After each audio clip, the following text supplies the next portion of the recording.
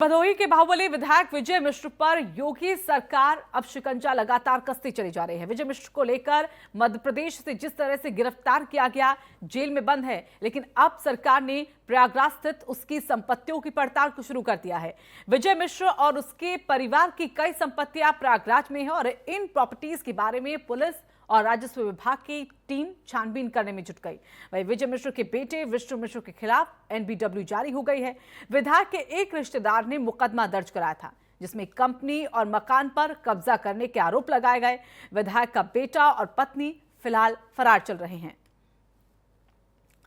तो कार्रवाई होती हुई और ऐसे में प्रयागराज में बाहुबली विधायक विजय मिश्र, जिनको गिरफ्तार कर जेल भेज दिया गया, लेकिन अब बेटे के खिलाफ एनबीडब्ल्यू जारी किया गया है, लेकिन अब भी बेटा और पत्नी दोनों फरार हैं।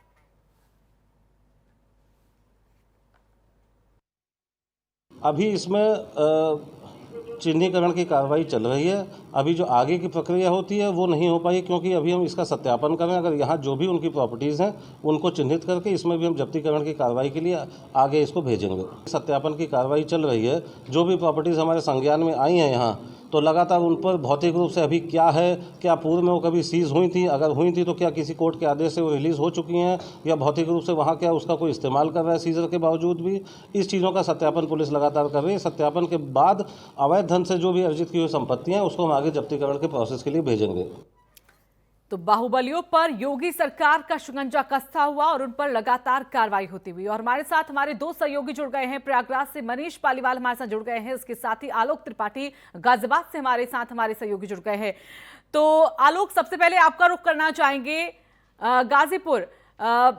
आलोक, यहां पर देखा जाए मुख्तार अंसारी, जिस पर पहले से ही शिकंजा कसता हुआ जा रहा है, अवैध कब्जा जिस तरह से किया गया उस पर भी ध्वस्तीकरण की कार्रवाई हुई, लेकिन अब पत्नी को लेकर एक कॉम्प्लेक्स की जानकारी, और वो भी मानकों के विपरीत बनता हुआ।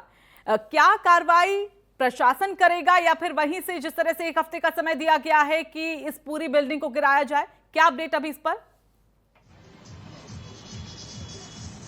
जी, मैं बता दूं कि इस वक्त जो है मैं मौजूद हूं मुख्तार अंसारी की पत्नी अफसा बेगम का जो ये कॉम्प्लेक्स बन रहा है वहीं मैं मौजूद हूं। और एक तरह से कुल मिला के कहा जाए कि शासन के द्वारा जो है लगातार जो मुख्तार अंसारी और मुख्तार अंसारी के करीबियों के खिलाफ लगातार कार्रवाई की जा रही है। निश्चित तौर से यहाँ देखा जा सकता है कि जिला प्रशासन ने जो है ये एक हफ्ते का अल्टीमेटम दिया। इस कॉम्प्लेक्स का बताया जा रहा है कि मानक के अनुरूप नहीं बना हुआ है, मानक के विपरीत बना हुआ है, जिसका अल्टीमेटम भी दिया गया है एक हफ्ते में। और लेकिन यहाँ अगर देखा जाए एक तरह से तो यहाँ पे जो है जो मंशा है जिला प्रशासन की, उसके अनुसार जो है खुद मुख्तार अंसारी के लोगों के द्वारा तोड़ फोड़ की जा रही है, खुद हटाया जा रहा है कब्जा, जो मतलब दिखाया जा रहा है मानक के विपरीत जो बनी हुई है। तो आप तस्वीरों में साफ तौर से देखा जा सकता है कि इस तरीके से जो है यहाँ पे इस बिल्डिंग के खिलाफ मतलब लगातार जो है इनके ही लोगों के द्वारा लगातार कार्रवाई की जा रही है। जी आलोक, ये जानना चाहेंगे क्योंकि आप वहां पर मौजूद हैं और हम जिस तरह से तस्वीरें देख पा रहे हैं वो निर्माण का कार्य कहीं ना कहीं शुरू होता हुआ ही अभी दिख रहा है। ऐसे में क्या नियम, क्या ऐसे कायदे जिनको दरकिनार किया गया है और इसके बाद ही कार्रवाई? जी, मैं बता दूं कि जो जिला प्रशासन का कहना है कि मानक के अनुरूप जो नक्शा होता है, नक्शे के विपरीत जो है इस कॉम्प्लेक्स का निर्माण कराया जा रहा था। हालांकि जिला प्रशासन ने, हम अपने कैमरामैन से चाहेंगे कि वो इस पूरे कॉम्प्लेक्स को दिखाएंगे जो अभी निर्माणाधीन है। और कुल मिला के देखा जाए तो खुद मुख्तार अंसारी के लोगों के द्वारा ही, कार्यकर्ताओं के द्वारा ही सीधे तौर से इसका ध्वस्तीकरण किया जा रहा है, जो मानक के अनुरूप बनाया जा रहा है। यानी ये कुल मिला के कहा जाए कि कॉम्प्लेक्स चारों तरफ जो है लगभग 7 से 8 फीट 10 फीट के आसपास जो एक मानक है उसके अनुसार यहाँ पे छोड़ा होना चाहिए था, लेकिन ये पूरे तरीके से बताया जा रहा है कि मतलब पूरा कॉम्प्लेक्स जो है इस तरह का बनाया गया था। लेकिन उनके द्वारा जो है नोटिस मिलने के बाद इस तरह की कार्रवाई खुद इनके द्वारा की जा रही है। अगर इनके द्वारा कार्रवाई नहीं की गई होती तो जिला प्रशासन जो है एक हफ्ते के बाद जो है। मनीष हमारे साथ जुड़े हुए हैं। मनीष, विजय मिश्रा जिन्होंने कुछ वक्त पहले एक वीडियो जारी किए गए और कहा कि पुलिस कहीं ना कहीं उन्हें फंसाने की कोशिश कर रही है, और बाद में जब मामला सामने निकल कर आया तो गिरफ्तारी यहां पर की गई, फिलहाल जेल में बंद है, लेकिन पत्नी और बेटा दोनों ही फरार है। एनबीडब्ल्यू बेटे के खिलाफ यहां पर जारी कर दिया गया है और आरोप जो रिश्तेदारों ने लगाए हैं वो संपत्ति और साथ ही कंपनी को कब्जा करने के। क्या कार्रवाई अब पूरे परिवार के खिलाफ होती हुई दिख रही है और क्या उनकी जो पत्नी है, उनके जो बेटे हैं, दोनों की गिरफ्तारी को लेकर किस तरह से प्रयास पुलिस के वहां पर? जी रितु, देखिए, जो उत्तर प्रदेश के टॉप अपराधी हैं, टॉप माफियाओं की सूची है, उसमें भदोही के ज्ञानपुर सीट के विधायक विजय मिश्रा का भी नाम है। और प्रदेश सरकार जितने भी अपराधी हैं उनके खिलाफ लगातार अभियान छेड़े हुए है। उनकी जो अवैध संपत्तियां हैं उन पर कार्रवाई की जा रही है। उसी कड़ी में बाहुबली विधायक विजय मिश्रा के खिलाफ भी ये कार्रवाई चल रही है। और पिछले दिनों विजय मिश्रा को मध्य प्रदेश से गिरफ्तार किया गया, फिर उन्हें भदोही की जेल लाया गया, वहां से प्रयागराज की नैनी सेंट्रल जेल लाया गया और उसके बाद चित्रकूट जेल भेज दिया गया है। इस समय विजय मिश्रा चित्रकूट जेल में बंद है और पुलिस प्रयागराज में उनकी जो संपत्तियां हैं, उनके बंगले हैं और उनके कौन कौन से और संपत्तियां, इन सब की पड़ताल कर रही है। आपको बता दें कि पुलिस, प्रयागराज की जो पुलिस है वो और राजस्व की टीम विजय मिश्रा ही नहीं, उनकी पत्नी और परिवार के दूसरे लोगों के नाम भी कौन कौन सी संपत्तियां हैं, इन सब की जांच पड़ताल कर रही है। और पुलिस उसके बाद इस बात का सत्यापन करेगी कि जिन इनकी ये कौन सी संपत्तियां ऐसी हैं जो इन्होंने गुंडई के, दबंगई के, अपने बाहुबल के बल पर लोगों से जबरन कब्जा कर लिया है या उन्हें हथिया लिया है। तो ऐसी संपत्तियों को चिन्हित कर उनके खिलाफ कार्रवाई की जाएगी।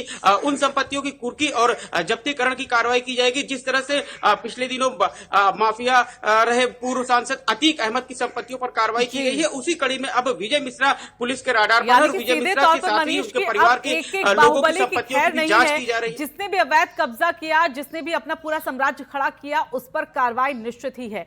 मऊ से हमारे साथ रविंद्र सैनी हमारे सहयोगी जुड़े हुए हैं। रविंद्र, मुख्तार अंसारी के लगातार करीबियों पर शिकंजा कस रहा है, उसके गुर्गों पर शिकंजा कस रहा है और ऐसे में एक और ऐसा गुर्गा जिस पर शिकंजा कसता हुआ सुरेश बताया जा रहा है, नाम सुरेश सिंह, जिसकी कई बसेस, कई लग्जरी गाड़ियां, बाइकों पर कब्जा किया गया है। अगर सुरेश सिंह के बारे में हम यहां पर जानना चाहें, कैसे ये एक करीबी मुख्तार अंसारी का रहा, कितना जरूरी इस पर शिकंजा कसना?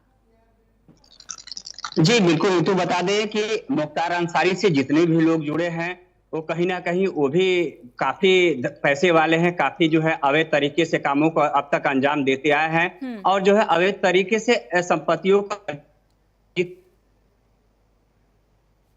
जी स्टैंडों पर जो है बसों की ठेकेदारी से लेकर के दूसरे जनपदों में जो है बसों को चलवाना और तरह तरह के जो गलत रास्ते हैं, जिससे कि धन अर्जित हो, संपत्ति अर्जित हो, ये इस तरह से करके उन्होंने जो है लगभग 13 बसों को उन्होंने जो है सड़क पर चलवाने का काम किया था। और जिस तरह से जिला प्रशासन, पुलिस प्रशासन द्वारा जिस तरह से जनपद अपराध मुक्त हो, इसके लिए पुलिस लगातार काम कर रही है। इसके तहत जो है मुख्तार अंसारी के लगभग दर्जनों करीबियों पर कार्रवाई करते हुए पुलिस ने अब तक करोड़ों की संपत्ति जो है जब्त करने के साथ साथ दर्जनों लोगों को सलाखों के पीछे भेजने का काम किया है। बिल्कुल, कार्रवाइयों पर जिस तरह से कार्रवाइयां हो रही हैं, एक कड़ा संदेश कहीं ना कहीं योगी सरकार का यही कि अब बाहुबलियों की खैर नहीं है और जो भी इस तरह से अवैध कब्जा करेगा, जो भी अपना इस तरह से साम्राज्य चलाएगा, वो बख्शा नहीं जाएगा। धन्यवाद आप तीनों का ही हमारे साथ जुड़ने के लिए।